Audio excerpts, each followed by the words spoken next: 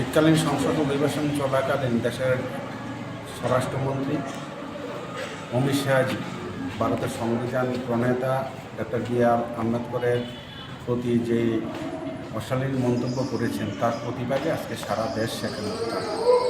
সর্বভারতীয় কংগ্রেস কমিটির আন্দোলন সূচির অঙ্গ হিসেবে আজকে সারা দেশের প্রত্যেকটা জেলাশাসক অফিসে আমরা দলীয়ভাবে রাষ্ট্রপতির উদ্দেশ্যে আমরা জেলাশাসকের কাছে আমরা স্মারকলিপি সেখানে তুলে দিচ্ছি।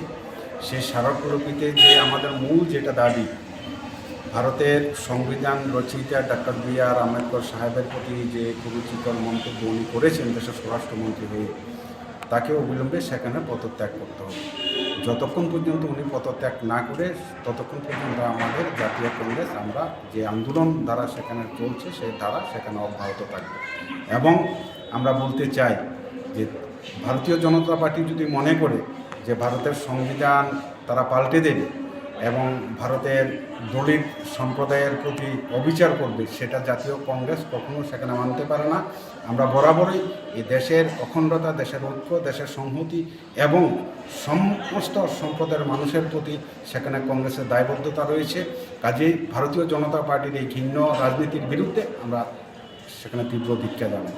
আজকে সেই কারণে আমরা এসেছি উদয়পুর জেলা কংগ্রেসের আহ্বানে জেলা শাসকের কাছে আমরা ডেপুটেশন সংগঠিত করতে। জেলা শাসক নেই, সহকারী জেলা শাসক আমাদের ডেপুটেশন নিয়েছেন। আমার সাথে আছেন প্রদেশ কংগ্রেসের সাধারণ সম্পাদক মিলনকর, প্রদেশ কংগ্রেস সম্পাদক কমল দেওয়ান, আরকেপুর ব্লক কংগ্রেস সভাপতি রঞ্জিত দেবনাথ এবং মাতাবাড়ি ব্লক কংগ্রেস সভাপতি জয়দেব কান্তিরা।